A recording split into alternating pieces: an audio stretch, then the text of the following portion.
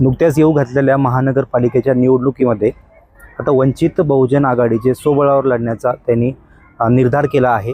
आपल्यासोबत बोलण्यासाठी आहेत डेव्हिड दादा घुमारे, वंचित बहुजन आघाडीचे जिल्हाध्यक्ष आहेत। दादा, सर्वप्रथम प्रबंधभूमीमध्ये आपलं स्वागत आहे। काय सांगताल दादा, आता स्वबळावर आपण निवडणूक लढणार आहात? आदरणीय नेते बाळासाहेबांच्या आणि सर्व कार्यकर्त्यांच्या उद्देशानं या ठिकाणी आम्ही निवडणूक लढत आहोत।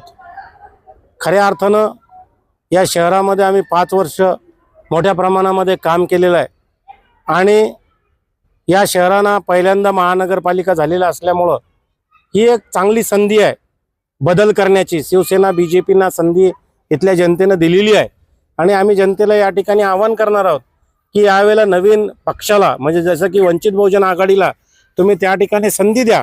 आम्ही सर्व नवीन चेहरे, चांगले चेहरे या ठिकाणी मैदानामध्ये उतरवलेले आहेत आणि ते तुमची सेवा करण्यासाठी तत्पर आहेत आणि जनतेनं सच्चक विवेक बुद्धीला पटेल अशा चांगल्या उमेदवारांना निवडून देण्यासाठी आम्ही त्या ठिकाणी आवाहन करत आहोत। नक्कीच दादा, याच्यामध्ये आपण किती उमेदवार आपण रिंगणात उतरवणार आहात सध्या आता ज्या महानगरपालिकेमध्ये नगरसेवक पदासाठी?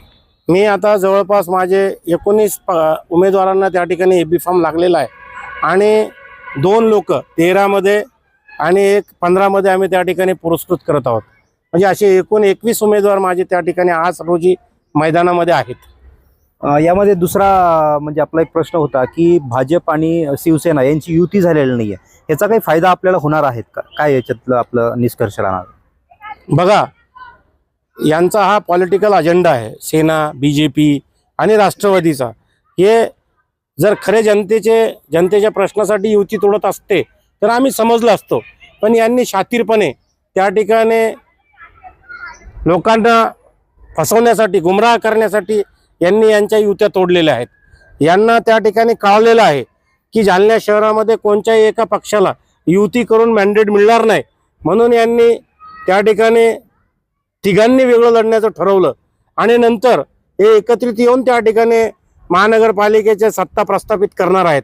यांनी जनतेला या ठिकाणी आश्वासन द्यावं की जर त्यांनी युती तोडलेली आहे तर आम्ही नंतर यांच्याबरोबर 5 वर्ष करणार नाहीत, तोच जनतेने या महानगरपालिकेमध्ये या पक्षाला मतदान करावं। नसता आम्हाला तर फायदा होणारच आहे। आम्हाला यांच्या मतविभाजनीमध्ये नक्की आम्ही त्या ठिकाणी वंचित बहुजन आघाडी हा चौथा पक्ष म्हणून त्या ठिकाणी मैदानात आलेला आहे आणि आमच्याकडे भरपूर असं मतदान आहे, वोट बँक आहे आमच्याकडे। आदरणीय नेते बाळासाहेबांना फॉलो करणारं मतदान त्या ठिकाणी आम्हाला मोठ्या प्रमाणामध्ये वंचित प्रभागातलं सगळ्या प्रभागामध्ये सगळ्या विषयामध्ये आमच्याकडे वोट बँक असल्यामुळं आम्ही त्या ठिकाणी प्रभावी सिद्ध होणार आहोत। याच्यामध्ये दुसरा आपला प्रश्न होता दादा की जसं मागं अतिवृष्टी झाली होती, यामध्ये कुठलेही नगरसेवक म्हणा त्यावेळेस नव्हते, पण मग भावी नगरसेवक जे इच्छुक होते लोक, त्यांनी मदत केली नाही सर्वसामान्य नागरिकांना, याबद्दल काय सांगणार दादा? कसं आहे सर, बघा, त्यांनाच आज अशी परिस्थिती आहे, किती चांगली परिस्थिती या पक्षाच्या लोकांनी क्रिएट करून ठेवली। बघा, AB फॉर्मच्या शेवटच्या क्षणापर्यंत सुद्धा त्या उमेदवाराला माहीत नाही की आपल्याला त्या ठिकाणी उमेदवारी मिळणार आहे आणि हे जे लोक उभे राहिले, समजा ज्यांनी कोरोनाच्या काळामध्ये मदत केली नाही, आता तुम्ही माझी मी जे काम केलं कोरोनाच्या काळामध्ये तुम्ही बघा, माझ्यावर त्या ठिकाणी गुन्हे दाखल झालेले आहेत। मी जाहीर आवाहन केलं की छोट्या उद्योगांची दुकानं त्या ठिकाणी उघडा। मी दवाखान्यात उभे राहिले, लोकांची सेवा केली, त्यांनी त्या ठिकाणी मोठ्या प्रमाणात कुचकामीपणाचं काम त्या ठिकाणी त्या सरकारनं केलं। त्यांनी फक्त आपल्या हाताने आपली पाठ थोपटण्याचं काम केलं, यांचे लोक मैदानात नव्हते। आता मला दुर्दैव आहे, मी वादग्रस्त स्टेटमेंट करण्यापासून दूर राहतो, परंतु जे आज मतं मागतायत साहेब, यांनी असं सांगितलं होतं त्या काळामध्ये की जुने तुमचे फर्निचर आणून द्या ताकी आम्ही डेड बॉड्या जाळू शकतो। नक्कीच माझा प्रश्न जो होता, जो अतिवृष्टी झाली होती आता नुकतीच 4-5 महिन्यापूर्वी, त्यामध्ये बऱ्याच लोकांनी मदत केलेली नाहीये, जे प्रस्थापित लोक होते, याच्याबद्दल काय सांगणार? आता मतं मागायला तर जाणार आहे ते।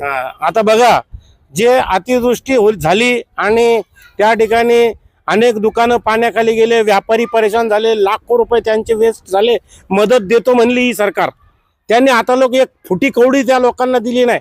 मी एका व्यापाऱ्याजवळ बसलो होतो, तरुण मुलगा होता, नवीन उद्योजक होता, त्याने प्रिंटिंग प्रेस स्थापन केली, 25 लाख रुपये त्याचे बर्बाद झाले, डोक्याला हात लावून बसलेला आहे, व्याज भरतोय आणि त्याच्या मशीन्स या त्या पाण्यामुळे पूर्णपणे त्या ठिकाणी नसतानाभूत झाल्यात।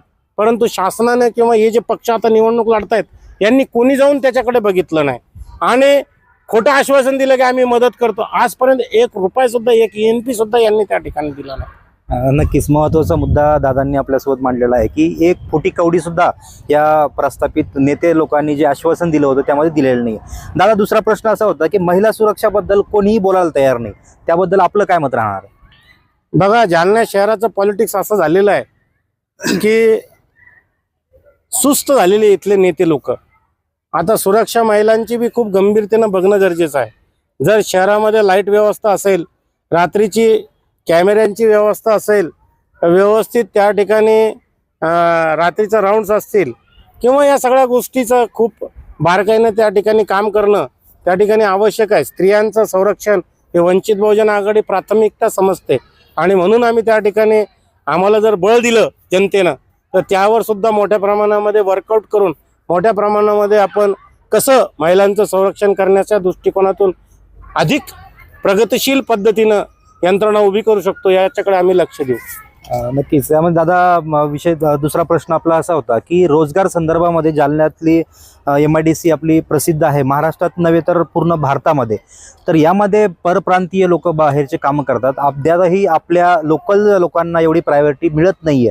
यावरती आपलं काय म्हणणं? बघा, आता तुम्हाला सांगतो हा प्रश्न गंभीर आहे, पण जर माझा महापौर झाला वंचित बहुजन आघाडीचा तर मी आज तुम्हाला सांगतो माझ्या हातात काय राहणार आहे. जनरली तर उद्योजक जे आहेत, ज्यांना फॅक्टरीज आहेत, त्यांचा NOCs नक्की महानगरपालिकेच्या हातात असतील.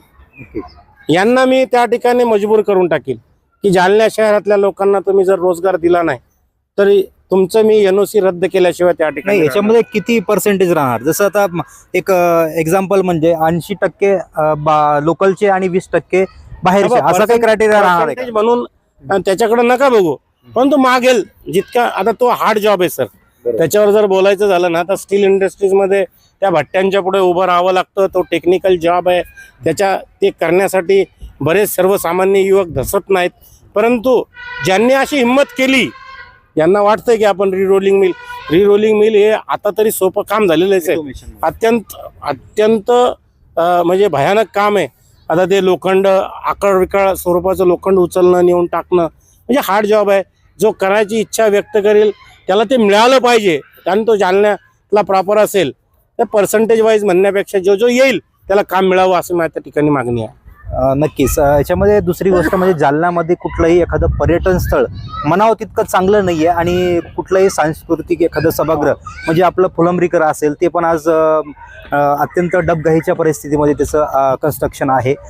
त्यानंतर मोतीबाग एक खेळण्यासाठी आहे, पण त्यातही तेवढी काही सुविधा दिसत नाही आहे. ही महानगरपालिका झालेली आहे. याच्यावरती तुम्ही सत्ता आल्यानंतर, तुम्ही जसं म्हटलं आता की आमची सत्ता आल्यानंतर आम्ही भरपूर जालनाकरांसाठी देऊ, तर ह्याच्यामध्ये तुम्ही काही बदल करणार आहात का? 100% बदल करू सर.